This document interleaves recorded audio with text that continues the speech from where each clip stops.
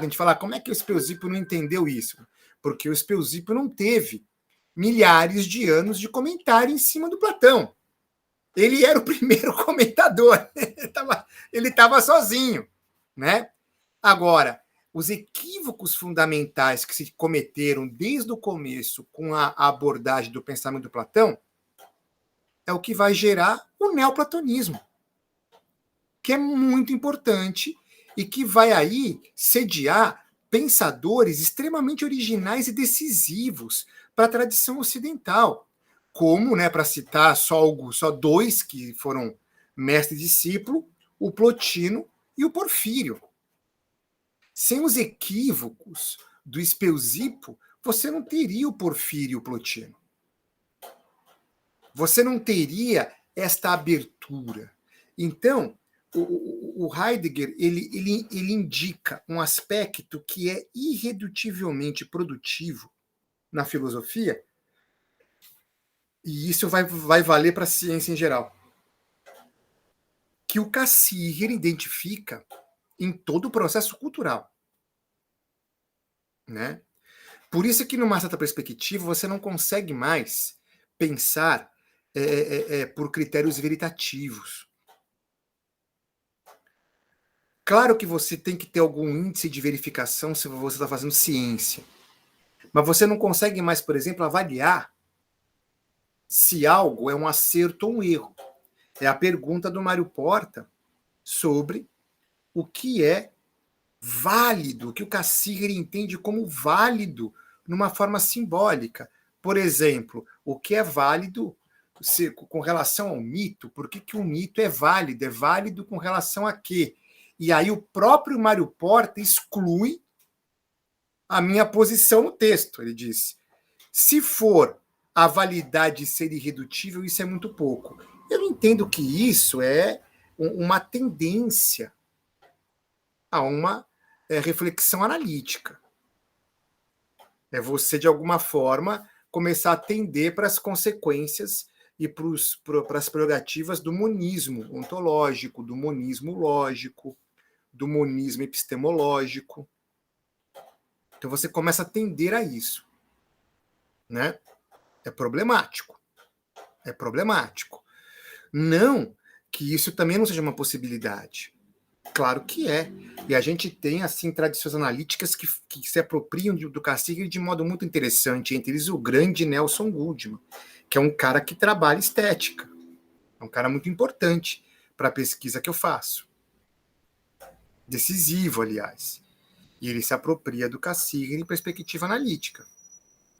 Agora, a irredutibilidade, a meu ver, é justamente o grande achado do Cassirer. É isso que possibilita que as coisas sejam, que as coisas se dão. O Heidegger não tem esse recurso, com toda uma série de benefícios por não ter esse recurso. Mas o que no Heidegger é um nada, em Cassirer a gente pode entender como a modulação.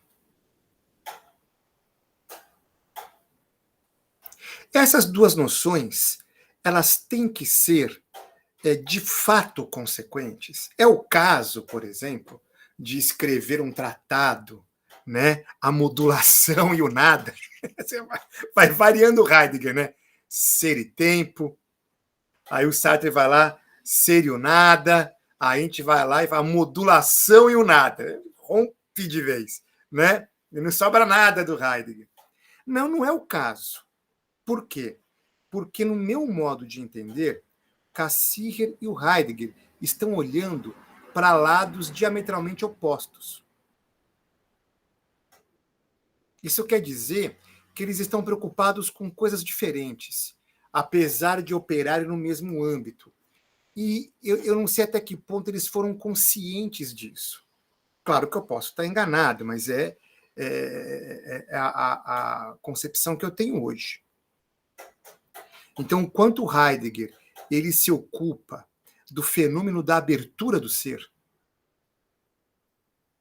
levando em conta esta dinâmica tão peculiar, O Cassirer está pensando os mundos abertos. E isso é uma coisa muito significativa. Quando você coloca nas premissas este tipo de concepção do modo como é confeccionado pela fenomenologia, a abertura de mundo, todos os entes se transformam numa perspectiva epistêmica científica. Você não consegue mais estudar os entes de uma maneira tradicional, digamos assim.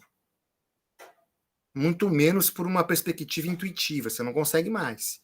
É irreconciliável com a perspectiva analítica, por exemplo. Fica irreconciliável. Então, transforma a tua relação com a pesquisa sobre os fenômenos. Mas o Cassirer não está preocupado com o segundo passo, embora esteja consciente dele. Ele está preocupado com o primeiro passo. O Cassirer considera que esse primeiro passo é meio evidente. Isso ele fala explicitamente. Deixa eu ver se eu estou com o terceiro volume aqui. É o terceiro volume? É. Ele fala explicitamente. Será que eu vou achar? Deixa eu ver. Pode ser que eu ache, né? Eu destruí o livro, que é para poder achar as coisas, né? Como é que ficou a lombada? Deixou de ser lombada, né? Virou uma vala. Eu não tinha marcador, desesperado para marcar, né? Tinha uns marcadores aqui que era uma vergonha, e eu fui marcando com eles. Mas estraguei o livro. Vamos ver se eu acho. O problema é que às vezes tem marcador muito próximo, né? Aí tem marcador próximo, ele não abre todas as páginas. Deixa eu ver aqui.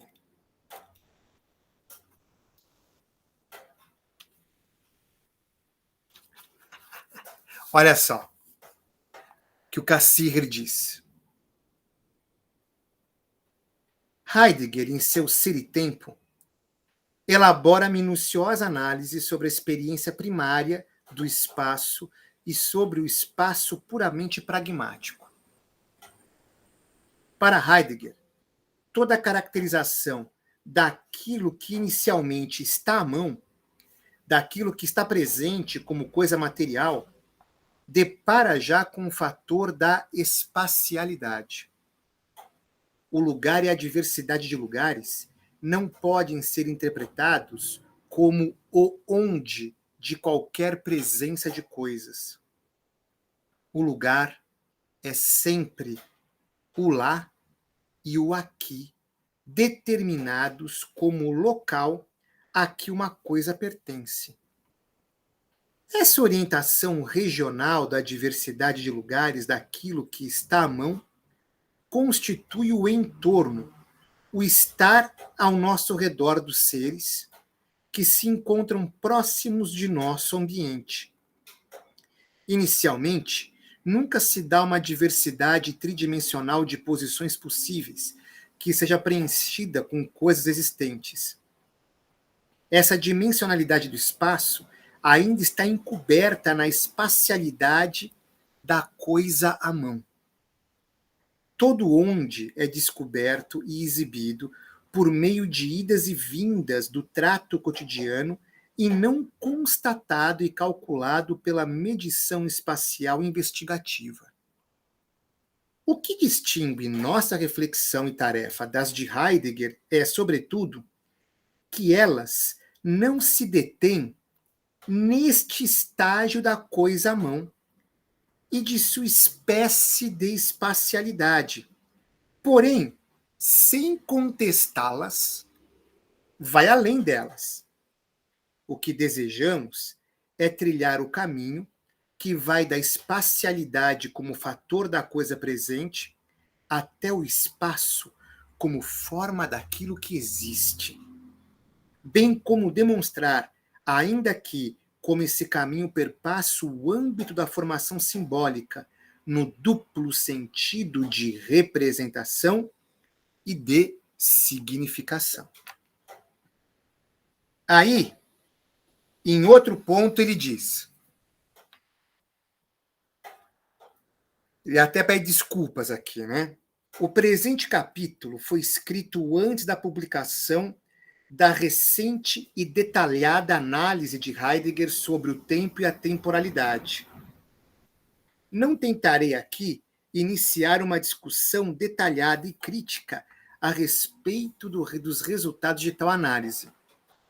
Ela só será possível e frutífera quando toda a obra de Heidegger for acessível. Isso porque o problema fundamental da filosofia das formas simbólicas reside justamente naquela região que Heidegger excluiu de forma expressa e intencional do primeiro volume de sua obra. Ela não lida com aquele modo de temporalidade que Heidegger designou o sentido do ser da existência. A filosofia das formas simbólicas, de novo, olha como ele repete, como não foi lá atrás um trecho imprudente. A filosofia das formas simbólicas não contesta em nenhum aspecto essa temporalidade que Heidegger descobriu como sendo o último fundamento da existência do Dasein, tentando explicá-la em seus fatores específicos. Ao contrário, nossa questão inicia-se do outro lado dessa esfera. Ela tem início justamente no ponto em que se realiza a transição dessa temporalidade existencial para a forma do enquanto... Desculpa, pulei aqui uma linha.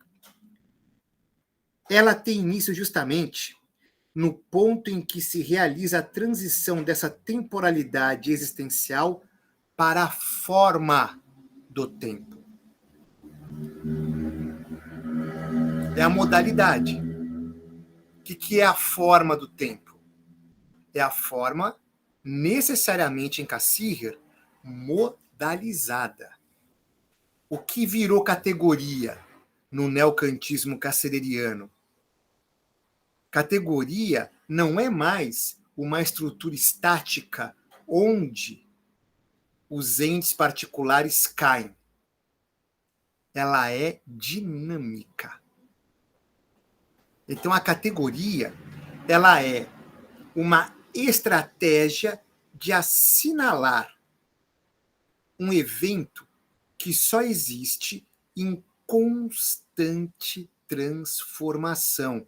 Em outras palavras, na perspectiva fenomenológica das formas simbólicas, não existe hipokaimenon, não existe substância, não existe nada que subestá, que permanece o mesmo sob todas as transformações.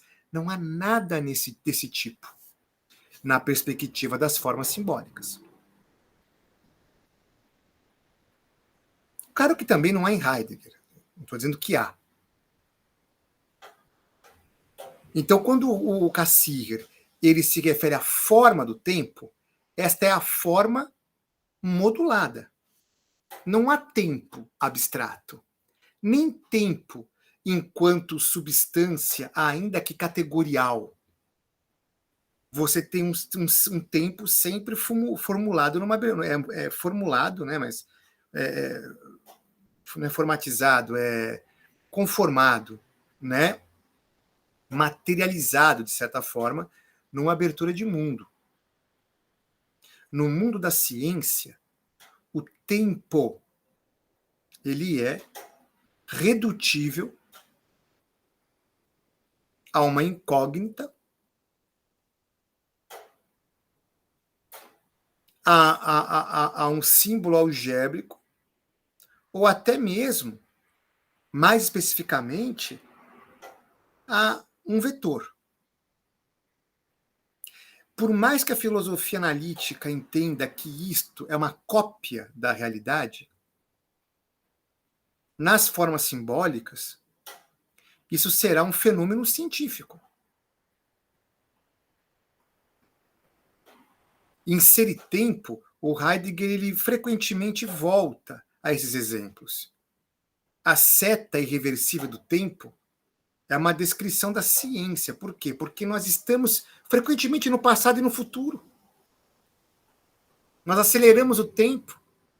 Nós padecemos de sofrimentos que não estão presentes, que nem ainda se transformaram em ato, que pode não se transformar, e nós padecemos como se estivessem aqui, a ponto de determinar a nossa vida. O Heidegger fala, a seta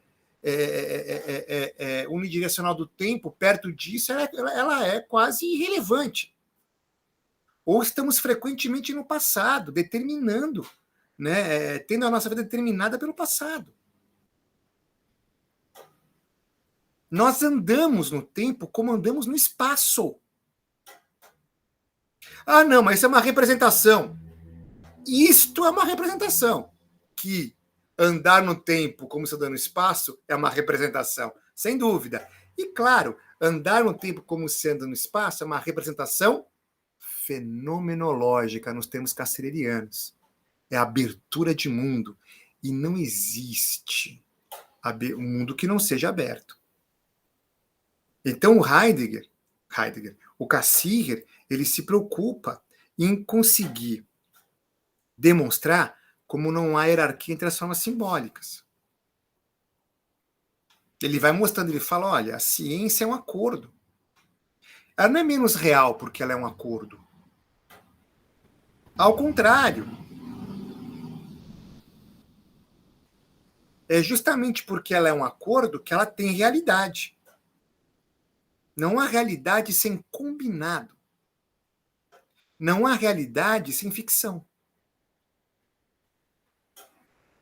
É o problema do livro que virou best-seller faz alguns anos, né, que todo mundo lê, a minha irmã adora.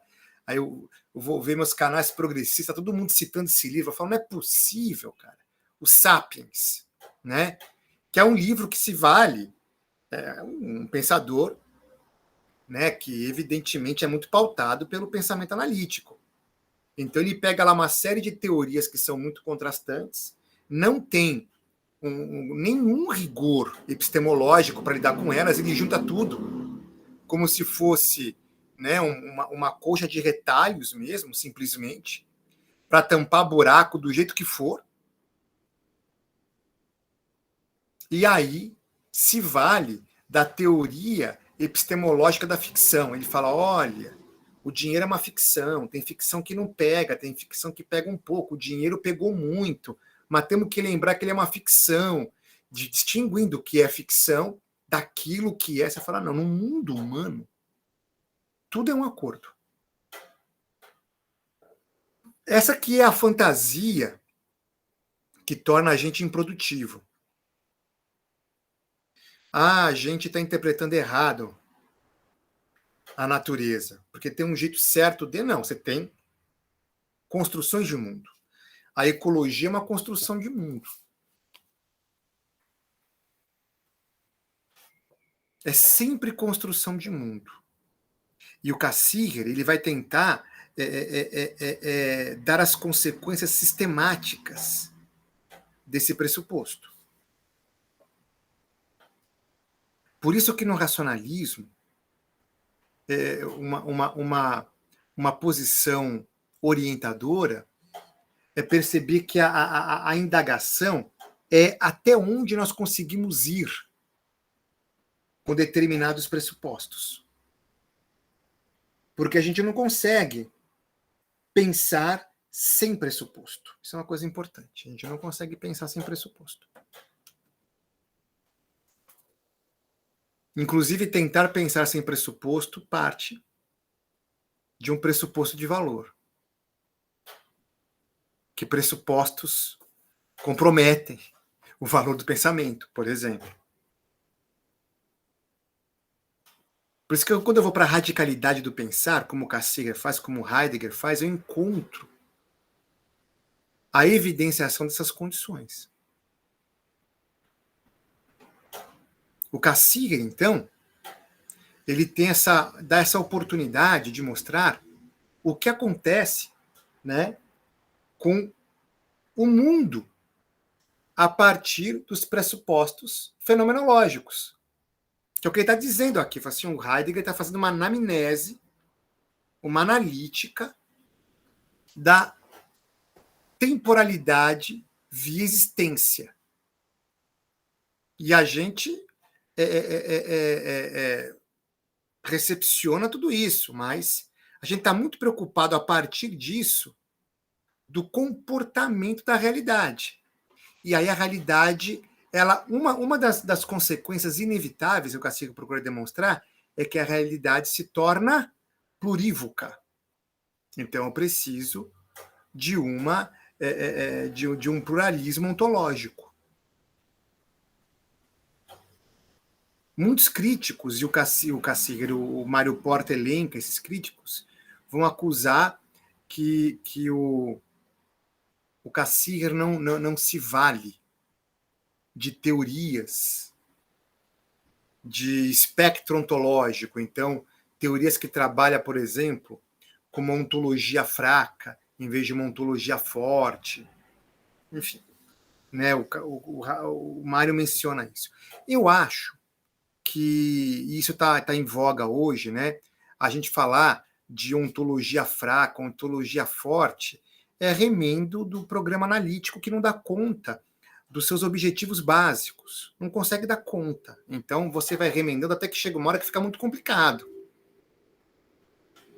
Fica muito complicado. Eu não sei se ele está falando com a gente, né? Se está falando com outra pessoa. Se está falando com a gente, ela está mutada. Ah, não, está falando com outra pessoa, porque ela está respondendo, né? Então, não é com a gente.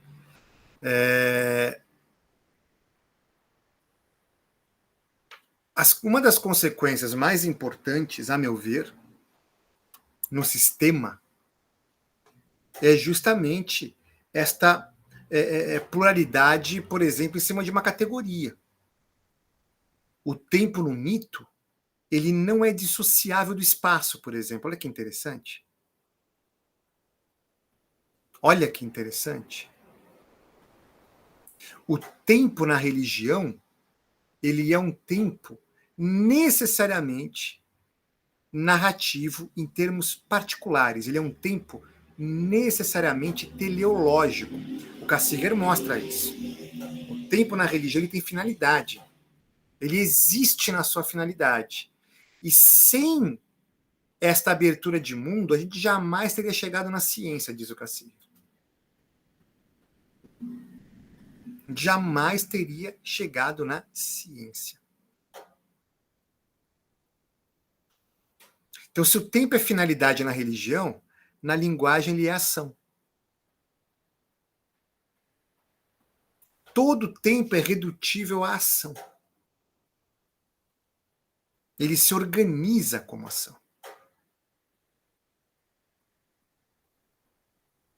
Então, o Cassirer está dizendo claramente que ele está olhando para os produtos. Os produtos é a prioridade dele. É essa consequência que ele acha mais importante. Enquanto que o Heidegger ele prioriza quase que exclusivamente o processo.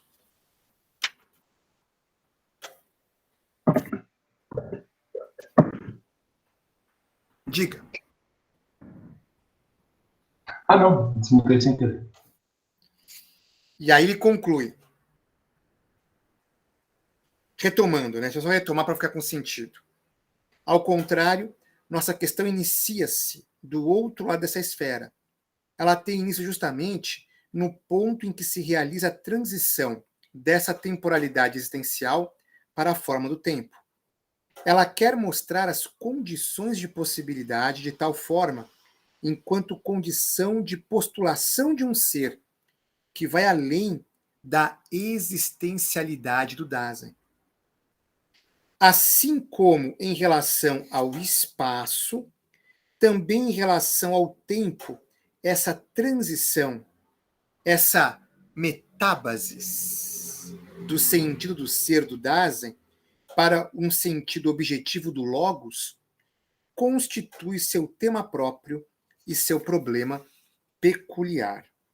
Então, no meu entender, né, o que está acontecendo é que o Cassirer, o Heidegger, ele prioriza a abertura e o Cassirer, ele prioriza o aberto. O Heidegger, ele estuda a estrutura do processo. E o Cassirer, presumindo essa estrutura, ele estuda a estrutura dos produtos. Agora, no caso do Cassirer, há uma prerrogativa metodológica, porque eu não consigo estudar a estrutura do processo sem que seja na estrutura dos produtos. O Heidegger não negaria isso, mas ele se esforça ao máximo para sumariar a participação dos produtos no processo. Nesse ponto, o Heidegger realmente é bem kantiano, né? O ente está presente no Heidegger para revelar o ser, minimizando ao máximo o encobrimento inevitável que ele representa com relação ao ser. Mas que não é possível ser suprimido, porque você perde o ser com isso. Uma vez que o ser é o encoberto. É o preço que pagamos pelo fenômeno doente. E lembrando que eles são indissociáveis, claro. Por isso que no âmbito inautêntico, tudo se dá de fato, né? Todas as coisas acontecem. A autenticidade, ela é muito, muito efêmera. E aí o Heidegger, ele tinha feito uma preparação para nós, para colocar a questão, e que a gente discutiu que era uma preparação retórica, mas que não é sem importância por causa disso. Parece um pouco diálogo platônico, né? Ele chega na situação por caminhos meio absurdos, né? Meio literários, mas a questão é colocada, ainda que seja por um caminho oportunista, digamos que é uma indagação filosófica de natureza oportunista, não está lá de fato, mas ela existe, né? Ela existe. Então é preciso criar uma ocasião no ensaio para se colocar a questão. E o Heidegger parte do lugar comum. O lugar comum tem o problema de ser muito particular, como a gente comentou na semana passada. Mas para a fenomenologia hermenêutica do Heidegger, o lugar comum é muito importante. Porque ele é testemunha do comportamento do ser. O ser se comporta na modalidade cotidiana. O ser não tem como comportamento o empírio. Ele é condição de possibilidade da cotidianidade. Então, as impressões históricas, locais, extremamente particulares, que vão deixar de vigir daqui a pouco, testemunham um modo de ser do ser. Olha que interessante. Por isso que ele parte de uma fala, ele parece um velho ressentido com o progresso.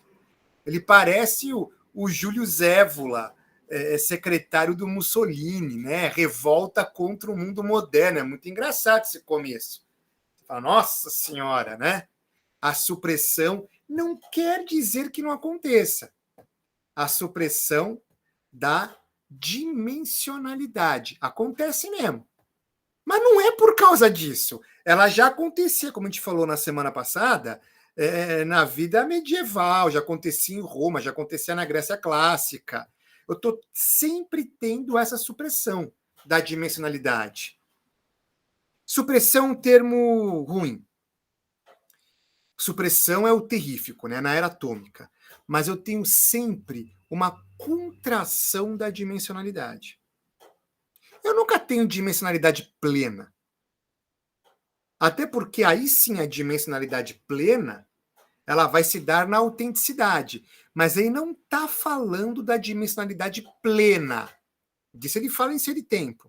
Aqui ele não está falando disso. Aqui ele está falando do fenômeno de contração da dimensionalidade que pode levar à supressão da dimensionalidade. Que é a pergunta que ele faz no começo. A supressão. Da supressão de todas as distâncias não advém a proximidade. Então, essa é uma conclusão importante.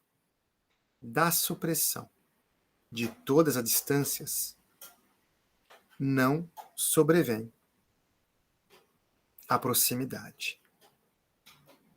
E essa supressão das distâncias é o que a era atômica ela manifesta da forma mais grosseira. Mas isso já estava a caminho há muito tempo. Isso já estava a caminho há muito tempo. Não é algo de agora. Para o Heidegger, ele não vai falar disso nesse ensaio, mas isso é a civilização ocidental. Tem um lugar, não me lembro onde, o Heidegger descreve a civilização ocidental como aquela tradição que tem por raiz o seu desenraizamento. Olha que interessante. Raiz da civilização ocidental é o seu desenraizamento.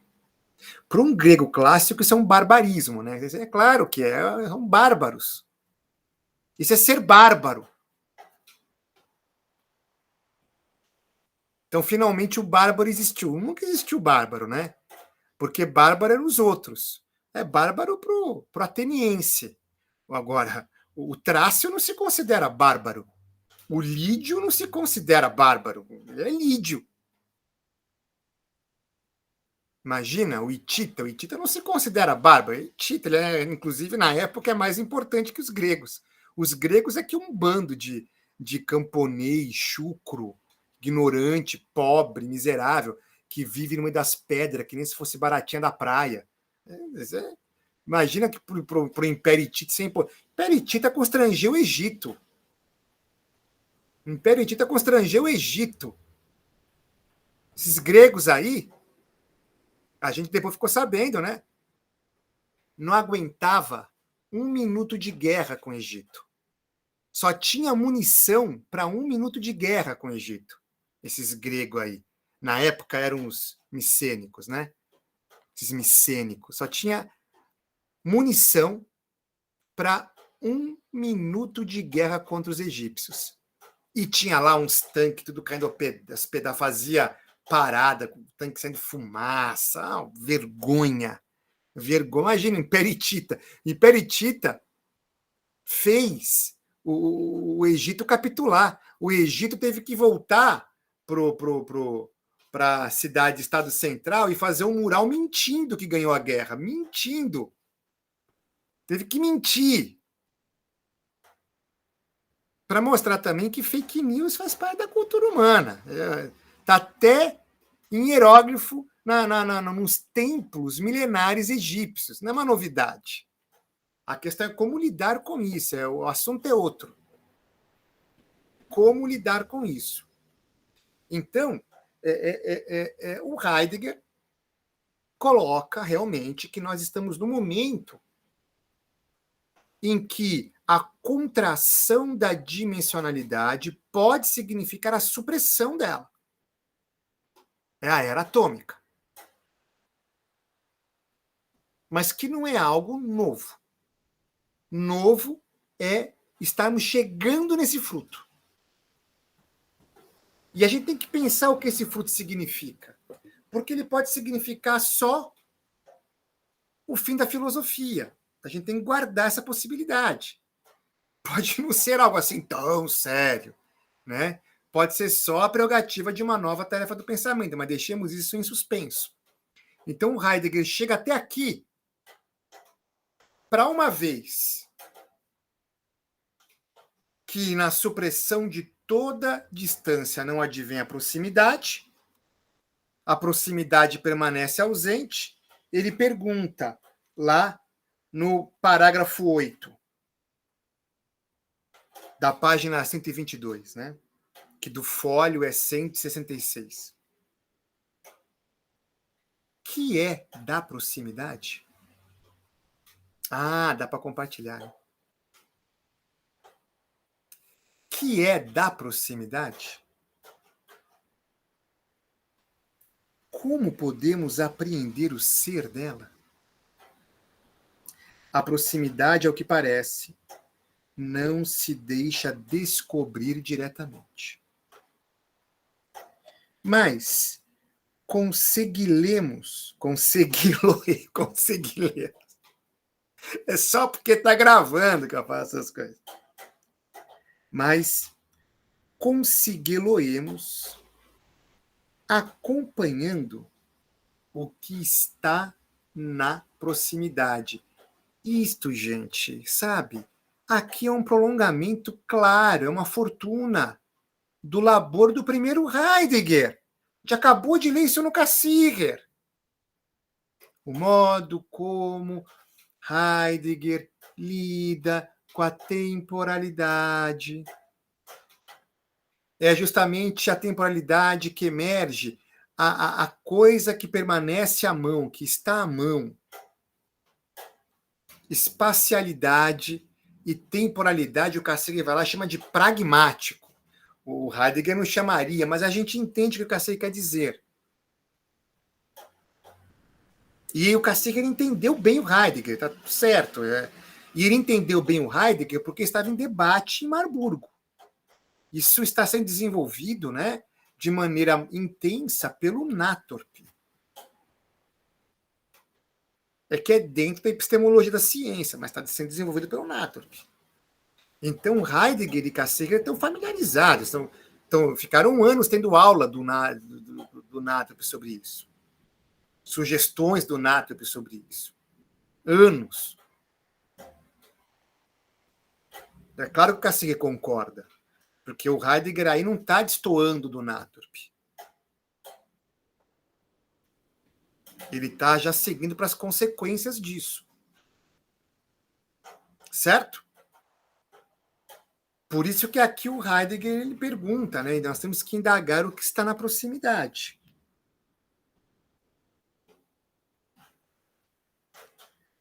Então é muito interessante, né?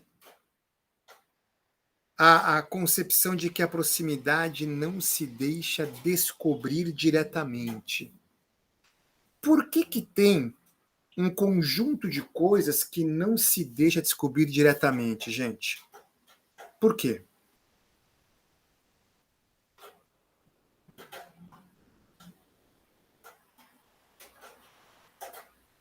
Quem arrisca? Eu não sei porquê, mas o ser não é uma coisa, né? Então, vou ficar quieto. Pois é. Tem uma esfera de coisas oportunas para evidenciar o comportamento do ser. E a gente identifica a oportunidade dessas coisas para esse fim pela dificuldade que elas apresentam. Uma crítica muito contundente em Ser e Tempo que Heidegger faz a Max Scheler é que o trabalho de antropologia filosófica de Max Scheler, em particular a posição do homem no cosmos, visa identificar com relativo sucesso os principais obstáculos à reflexão sobre o homem para que nós possamos evitar ou superar esse obstáculo devidamente. A crítica do Heidegger é que o obstáculo não deve ser evitado, contornado, superado. Ele deve ser seguido. O que o Heidegger aponta em Ser e Tempo é que o obstáculo é o caminho. Ele não é uma dificuldade extrínseca. Ele é uma dificuldade condutora.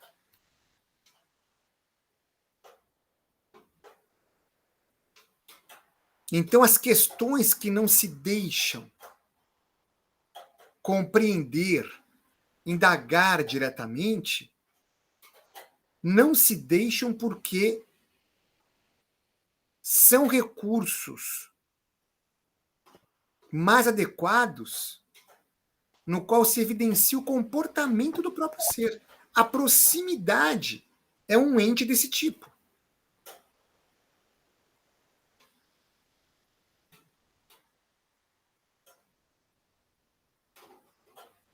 Ora, se não dá para se indagar a proximidade diretamente, a gente vai acompanhar o que está na proximidade. Na proximidade está, para nós, o que costumamos chamar de coisas. É aí que a gente entra no título da obra.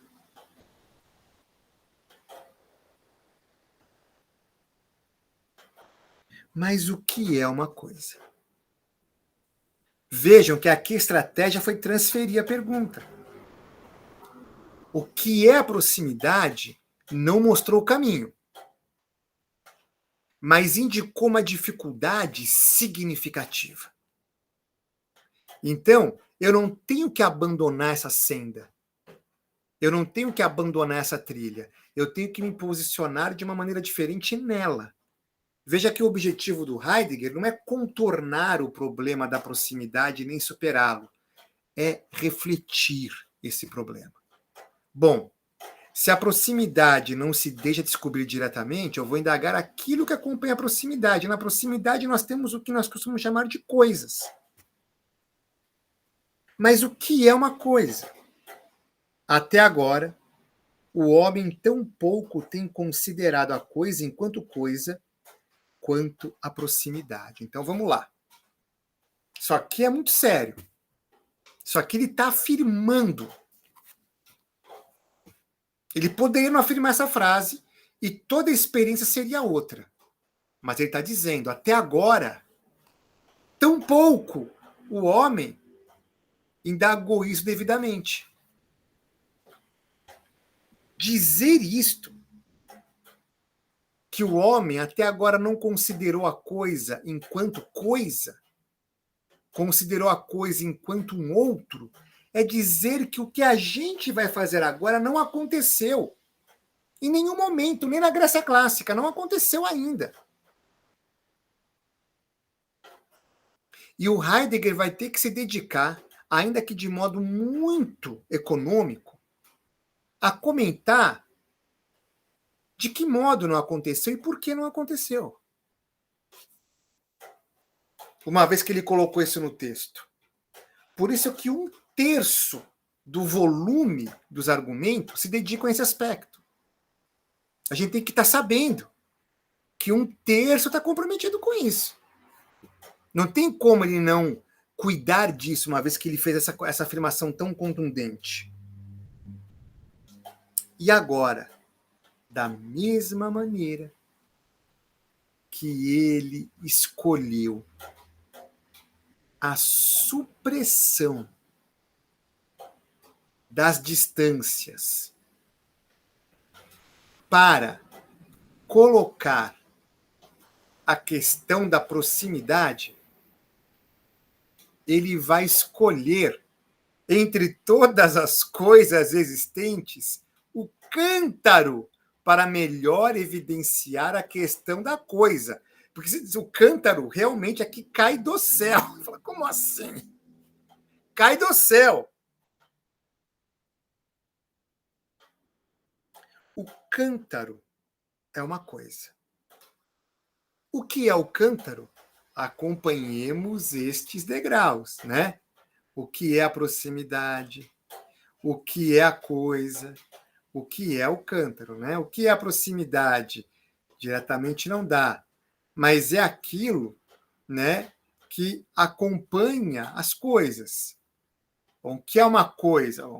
É difícil dizer diretamente também, mas de uma forma diferente da primeira, mas certamente o cântaro é uma coisa.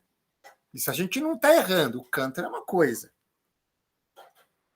Dizemos nós, um vaso é o que contém em si algo outro. Agora, assim, o recurso é o alemão. Ele fala assim, né? O recurso é o alemão. Porque na língua portuguesa não é tão evidente que cântaro tem relação com conter. Não é tão evidente. Mas em alemão, Gefäß, vaso, e contém, Fast, são muito relacionados. O continente, facente, no cântaro, no fundo e nas paredes. Não, desculpa. O continente, no cântaro, são o fundo e as paredes. Então, veja, está dizendo que o facende no Gefäß, isso que é capaz de Fast, são fundos e parede. Não pode ter mais. Se tiver teto, não vai conseguir entrar, né? Então, eu tenho que ter este par mínimo, né?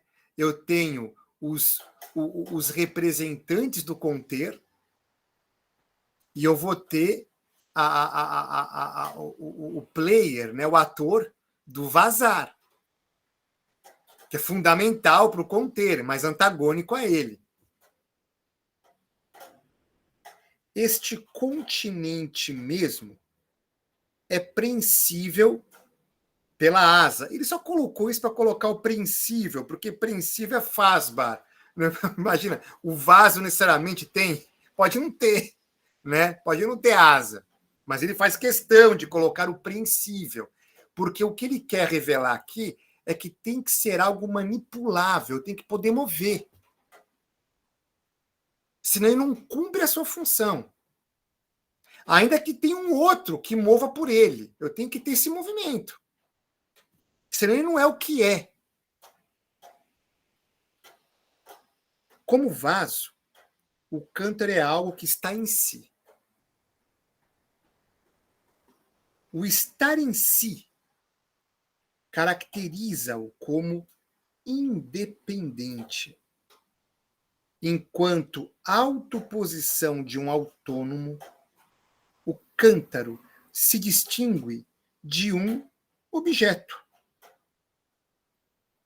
Algo que está só meramente colocado, contraposto à representação.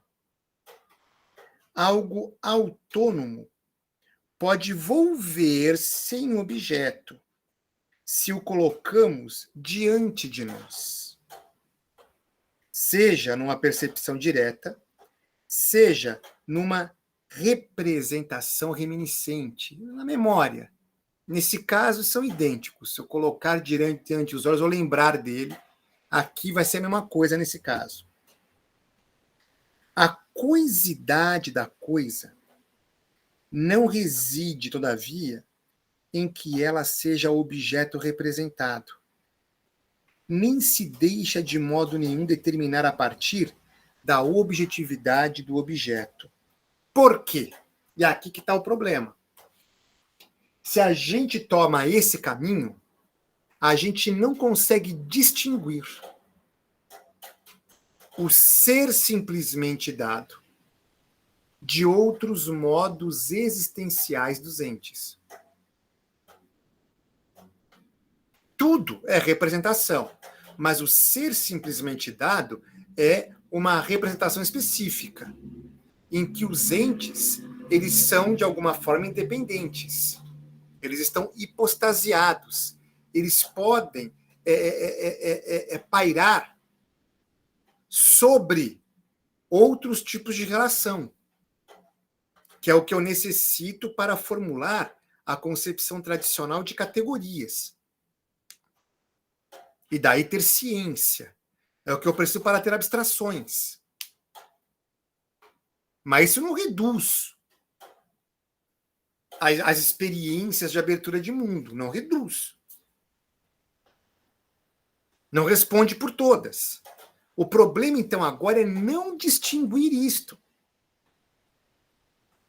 Porque se eu não distinguir isto, eu posso incorrer num tipo cientificista de decadência, que é o que a filosofia analítica faz. Ela só admite um ente em particular, que é o simplesmente dado. Por isso que é uma loucura quando um pensador analítico vai falar de sociologia. Eu tenho essa relação quente, né, antagônica com Popper, por exemplo. Eu sou quase que 100% Popper epistemologicamente e 0% Popper sociologicamente. Impressionante. É impressionante. Não dá para estender isto. Essas ferramentas não vão conseguir dar conta de fenômenos sociais e políticos.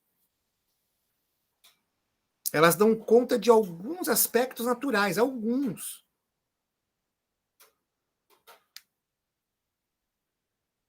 Então, eu insistir no existencial do ser simplesmente dado como única possibilidade de fenômeno é decadência. Não é apenas inautenticidade, é decadência. Então, o Heidegger aqui adverte, olha, a coisa enquanto coisa aqui já está perdida. A gente perdeu porque a gente está só na abertura de mundo da ciência. O Heidegger não vai dizer assim, né? Está só na abertura de mundo da ciência. E nessa abertura de mundo, a gente está insistindo que ela, para ser ela, tem que negar as outras. Olha o problema. Deixa eu só pegar aqui a mensagem que eu recebi.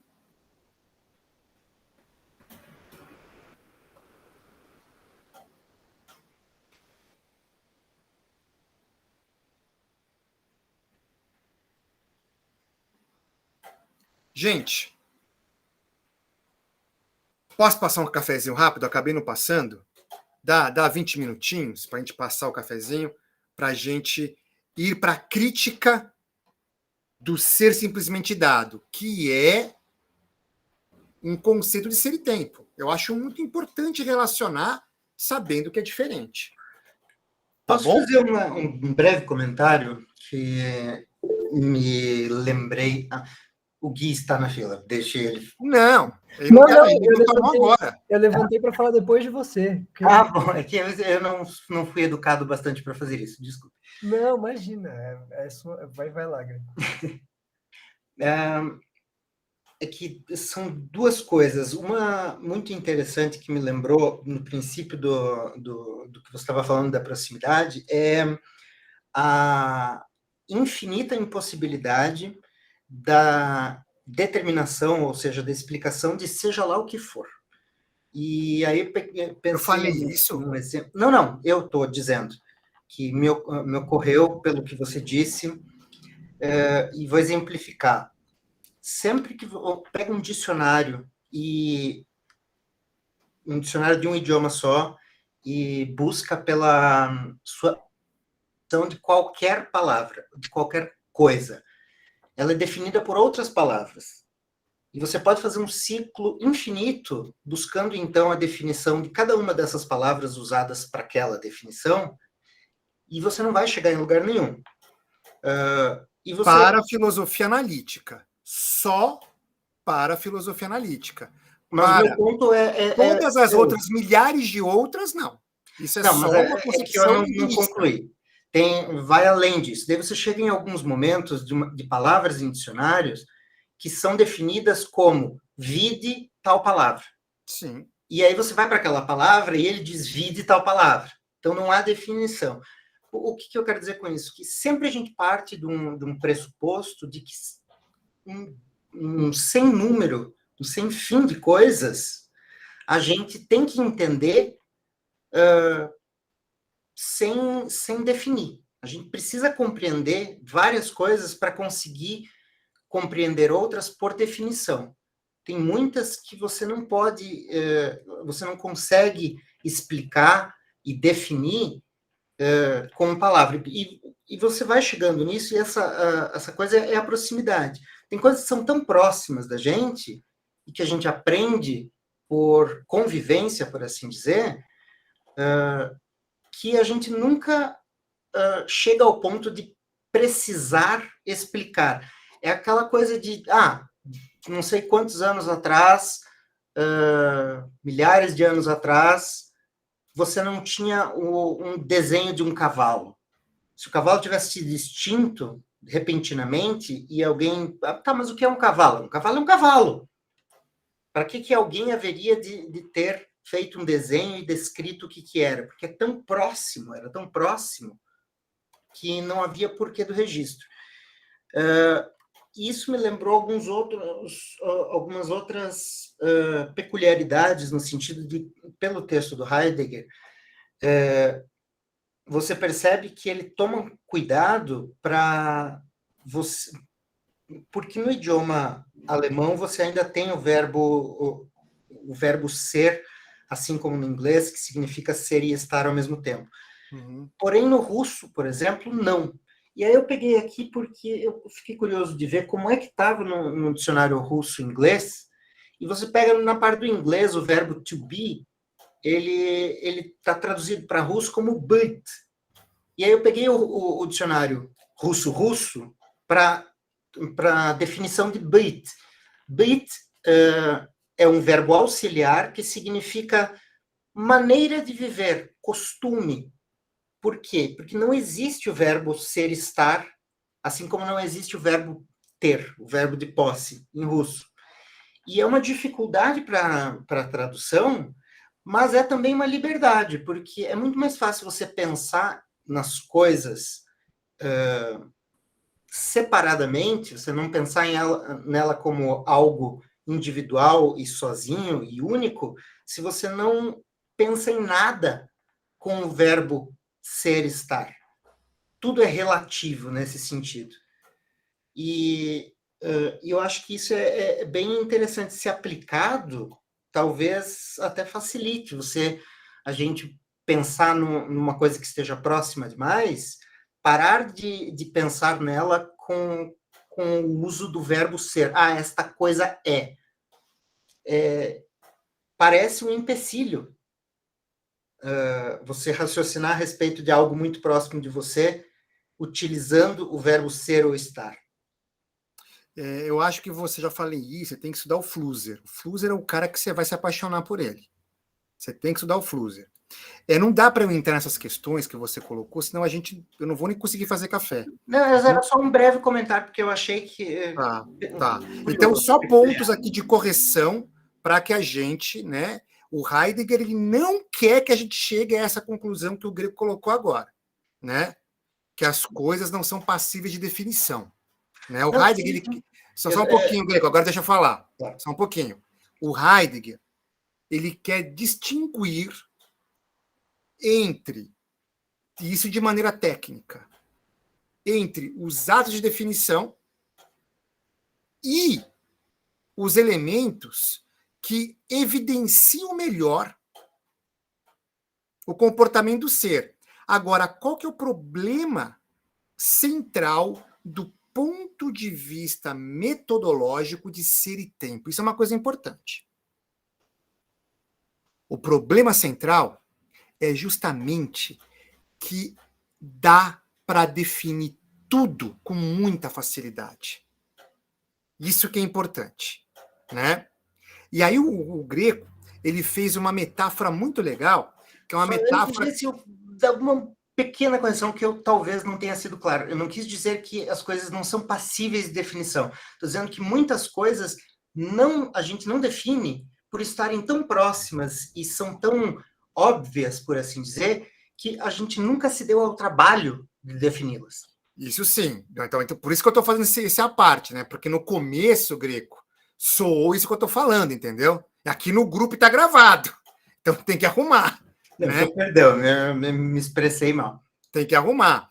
Agora, quando o Greco fez a metáfora do dicionário, isso é perfeitamente o modo como a linguagem atualiza a arquitetônica das formas simbólicas. Veja, num dicionário unilingual, eu tenho a evidenciação do comportamento da linguagem que está tentando atualizar no seu mundo particular o modo de relação das formas simbólicas.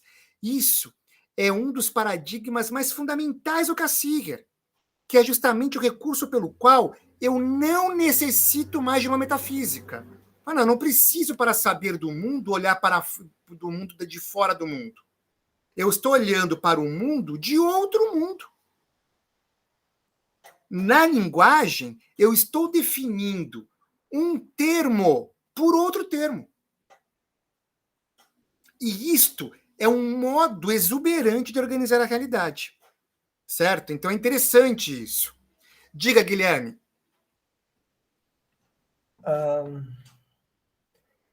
O comentário, eu ia falar uma coisa que não tem nada a ver com o que a gente estava discutindo, só porque chegaram os livros que eu comprei, aí eu vou fazer esse comentário rapidinho. Mas só antes, nesse negócio do significado, eu estava comentando com o Fê ontem, de como o Greimas define as questões de semântica estruturalmente, né, partindo dos métodos da fonologia. E é muito interessante como ele constrói o significado a partir da atribuição de eixos de oposição, assim como na fonologia, né, e na fonética.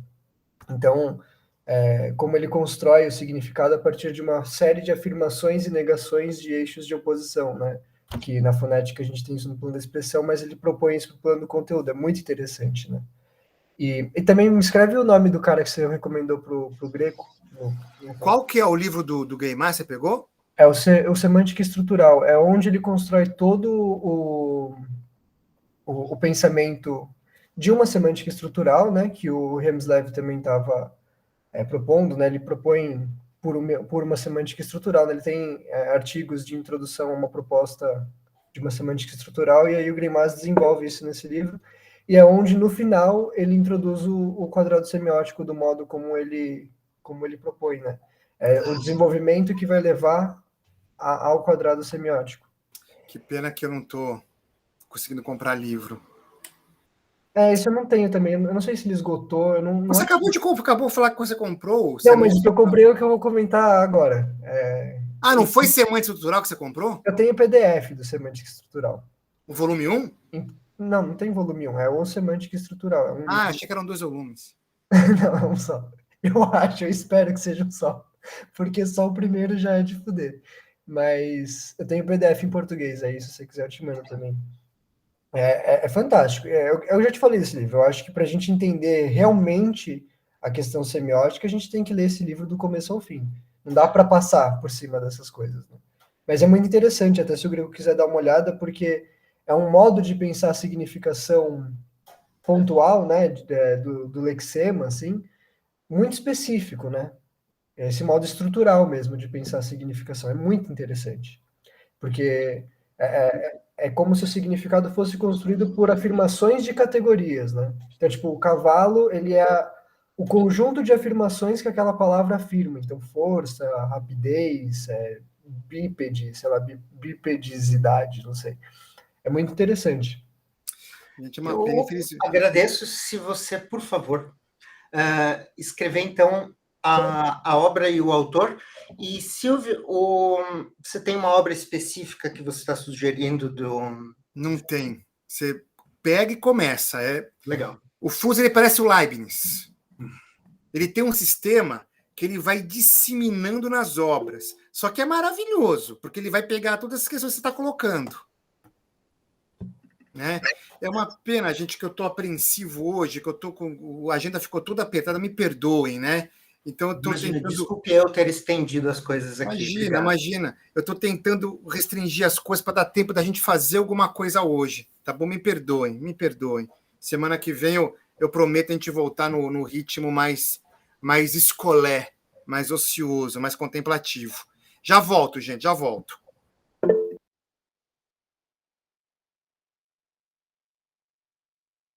Ô, Greco, eu posso mandar o PDF no WhatsApp, se você quiser. Ah, com certeza. Eu estava procurando aqui na Amazon, mas ele só tem o com Greimas. Sim, mas é esse mesmo. Você não colocou semântica estrutural? Do Greimas. Não, perdão. Interações semióticas, a obra que ele tem aqui no... Tá. Eu não sei se esse livro está esgotado. Deixa eu mandar o PDF. O original é francês? Isso, é. Eu fico procurando o grupo de teogonia no WhatsApp.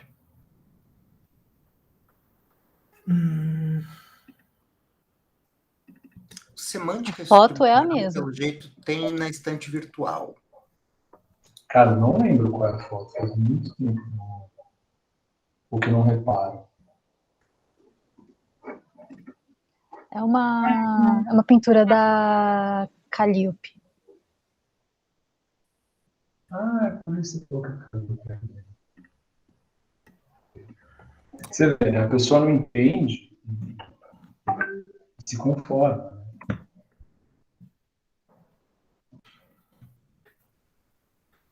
Tem aqui tem mesmo na estante virtual. Está caríssimo, né? Não tá caríssimo, né? Mas eu tô acostumado a comprar tudo com desconto da USP. R$60 é uma voadora, né?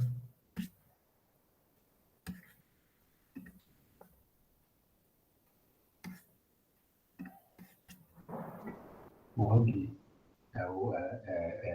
É a referência da Suíça, mano. O PDF tá ótimo. Tá bom. Eu não comprei o Kaplan também. Nem o Bukowski, não comprei por Mas o Kaplan quanto que tá? Uns R$400 aqui no Brasil? Se você for mandar em na época ele tá uns 200. Hoje deve estar uns 200. Eu já fui procurar para comprar. Mas eu queria ter o Semântica Estrutural. É porque se você compra... Tipo, eu nessa feira do livro agora, eu comprei literalmente as coisas que não tem em PDF, tirando o de grego, que é bom ter só o de método do grego foi R$115, um livro, tá ligado? Porque tá com 50% de desconto na feira da USP.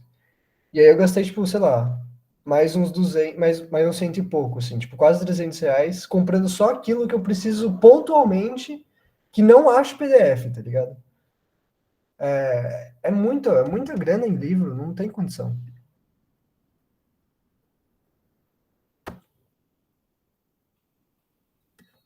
Eu vou comer já. Ô, Ju, você não quer parar a gravação?